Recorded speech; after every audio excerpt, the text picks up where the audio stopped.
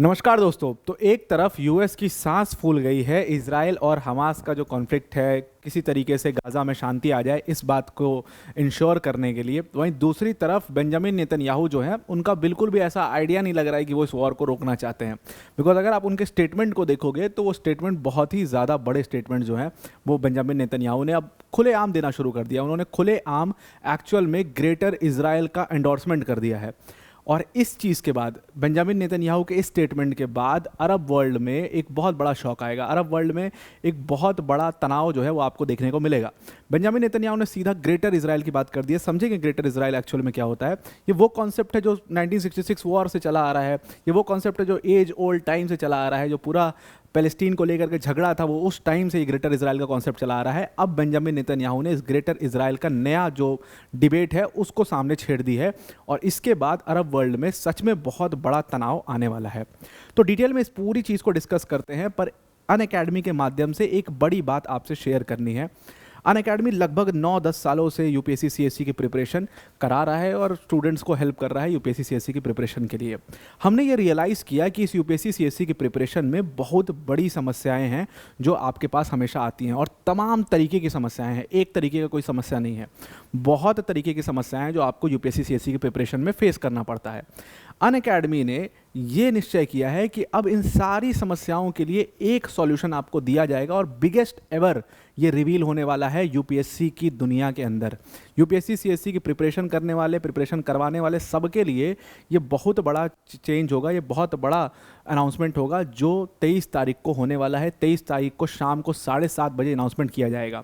इस अनाउंसमेंट को, इस रिवील को देखने के लिए आपको क्या करना है, आप सिंपल एक काम करेंगे। World affairs bye Unacademy channel पर यूट्यूब पर जाना है, world affairs bye Unacademy channel जिस पर अभी आप ये वीडियो देख रहे हो, इस चैनल पर हमारे आ जाना है, हमारा वही प्यारा वर्ल्ड अफेयर्स का चैनल।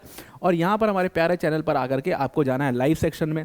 जैसे आप लाइव सेक्शन में जाओगे वहाँ पर आपको ये इवेंट क्रिएटेड दिखाई देगा और इस इवेंट पर जाकर के सिंपली आपको जो नोटिफाई मी का बटन दिख रहा है ना, इस नोटिफाई मी के बटन को क्लिक कर देना है जिससे आपकी नोटिफिकेशन ऑन हो जाएगी।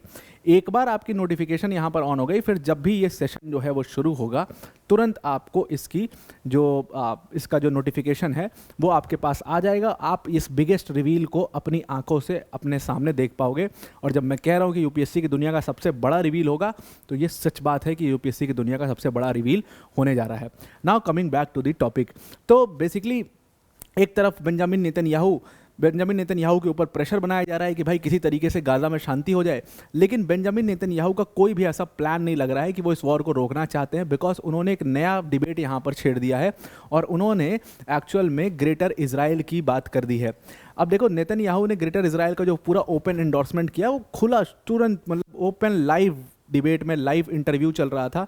वो इंटरव्यू एक राइट विंग के एमपी ले रहे थे। उस लाइव इंटरव्यू में उन्होंने इस बात को एंडोर्स कर दिया। एक्चुअल में डिबेट कहाँ से शुरू हुआ, तो एक इंटरव्यू ले रहे थे वो राइट विंग के एमपी जो शैरन गैल नाम है उनका, वो इंटरव्यू ले रहे थे बेंजामिन नेतन्याहू का। उन्होंने बोला कि क्या आप इस ग्रेटर इजराइल के आइडिया से कनेक्ट करते हो।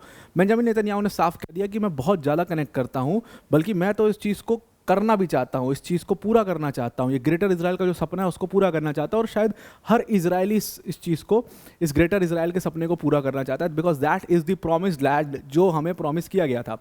अब देखो, पूरा प्रॉमिस्ड लैंड का कॉन्सेप्ट है, मैं उसमें जाना नहीं चाहता हूँ हिस्ट्री में। आपको पता है कि इजराइल ज्यूज़ मानते हैं उनके अकॉर्डिंग कि एक प्रॉमिस्ड लैंड था जो उनको प्रॉमिस किया गया था, वो उनके पास होना चाहिए, and that is the whole concept of greater Israel.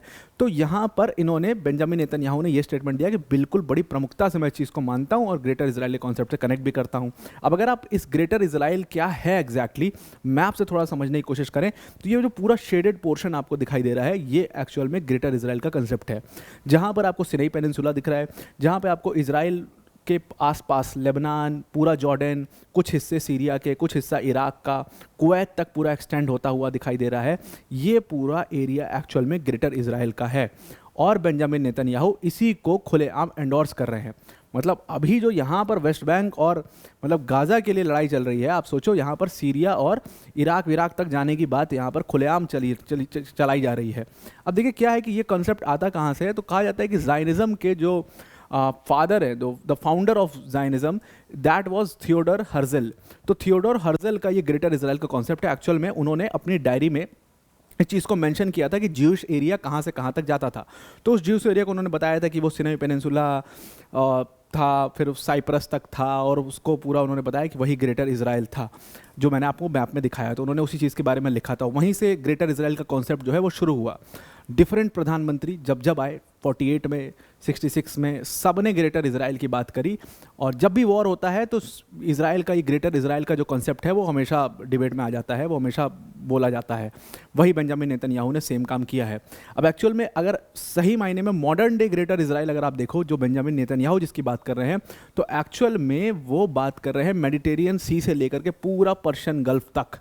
ये है होगा हमारा ग्रेटर इजराइल, मतलब मेडिटेरियन सी से लेकर के यहाँ पर्शियन गल्फ तक, पूरा अक्रॉस दी अरब वर्ल्ड, पूरा बीच से फाड़ते हुए कुवैत तक, एकदम पूरा ग्रेटर इजराइल होगा। और दोनों साइड पर नॉर्थ और ईस्ट में यूफ्रेट्स रिवर होगी, ये मानना है। और यही प्रॉमिस्ड लैंड था जो ज्यूस को यहाँ पर प्रॉमिस किया गया था। ऑल्दो जो थियोडोर हर्जल कहते हैं वो यहाँ पर साइप्रस की भी बात करें कि साइप्रस भी ग्रेटर इजराइल का हिस्सा है।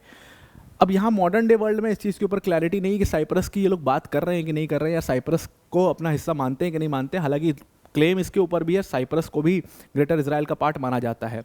तो ये पूरा ग्रेटर इजराइल का जो कंसेप्ट है, ये एक्चुअल में बेंजामिन नेतन्याहू ने कह दिया कि ये हमें वापस चाहिए।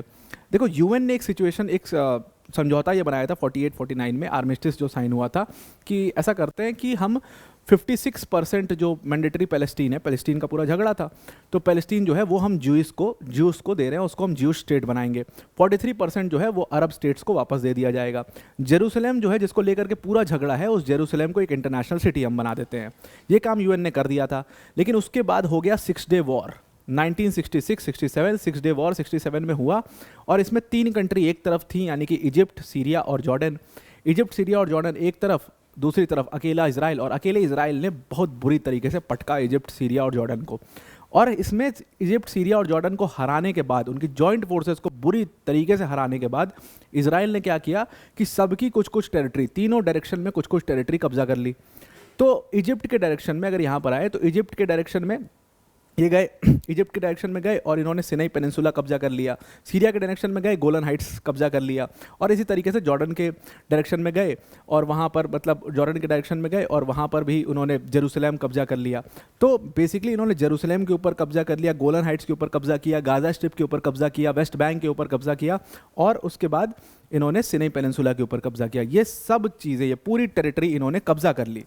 उसके बाद क्या होता है, इस कब्जे के बाद जो ये आर्मिस्टिस लाइन थी 1948-49 वाली, जो मैंने आपको कहा था यूएन ने बनवाई थी, उसको इन्होंने तोड़ दिया। और उसको तोड़ने के बाद इसीलिए इस टेरिटरी को ऑक्यूपाइड टेरिटरी कहा पूरे अरब वर्ल्ड ने।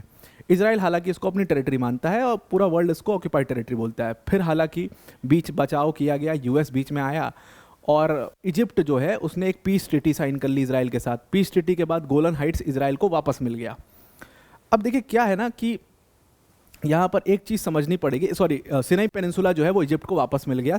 इजिप्ट ने वो कर लिया और इजिप्ट ने पीस ट्रीटी साइन कर ली इजराइल के साथ, और इजिप्ट को सिनाई पेनिनसुला वापस मिल गया। और गोलन हाइट्स जो सीरिया का था वो कब्जा करके अपने पास ही रखा इजराइल। आज तक गोलन हाइट्स इजराइल के पास ही है। अब यहाँ पर ये है, इसी के बाद कहा जाता है, इसी घटना के बाद इजिप्ट जो पूरे मुस्लिम वर्ल्ड का लीडर हुआ करता था, वो इजिप्ट अपनी जो स्टेटस था मुस्लिम वर्ल्ड के लीडर होने का, उसको उसने गंवा दिया। क्योंकि एक तो वॉर हार गया, बेइज्जती करा दी, दूसरा जाके यूएस के पैरों में गिर गया। तो इसके बाद अरब वर्ल्ड का जो लीडरशिप है वो भी चेंज हो गया और इजिप्ट ने अपने साइड्स चेंज कर लिए, वो वेस्टर्न वर्ल्ड की तरफ बढ़ गया। और इजराइल से क्योंकि अपना पूरा लैंड वापस लेना था, तो क्या करते, तो कमरता क्या ना करता, तो उसने गया और वो पूरे पैरों पे गिर गया। सिनाई पेनिनसुला उनको वापस मिल गया और वहीं से फिर ग्रेटर इजराइल का जो कंसेप्ट है वो चला। जब ये 6 डे वॉर में इजराइल ने बुरी तरीके से तीनों जॉइंट फोर्सेस को हरा दिया, तो वहीं से उनको समझ में आ गया कि ग्रेटर इजराइल अचीव करना कोई बहुत बड़ी बात नहीं है और अरब देशों को हराया जा सकता है। ये चीज़ जो है वो बहुत प्रमुखता से वहाँ पर स्थापित हुई और उसी चीज़ को अभी बेंजामिन नेतन्याहू बोल रहे थे। अब अगर आपको हमारी वीडियोस अच्छी लगती हैं तो उसको लाइक, शेयर और सब्सक्राइब ज़रूर से करिएगा। और जो ये QR कोड दिया हुआ है, इस QR कोड को स्कैन करके आप वर्ल्ड अफेयर्स बाय अनअकैडमी का जो ऑफिशियल टेलीग्राम चैनल है उसके ऊपर ज़रूर से ज़रूर ज्वाइन हो जाइएगा। और जो हमारा बिगेस्ट एवर रिवील होने वाला है यूपीएससी इंडस्ट्री का, जो 23 तारीख को होने वाला है, उस दिन आप 7:30 बजे अवेलेबल रहिए और उस रिवील को अपनी आंखों से देखिए। तो आज के लिए इतना ही। Thank you and have a nice day.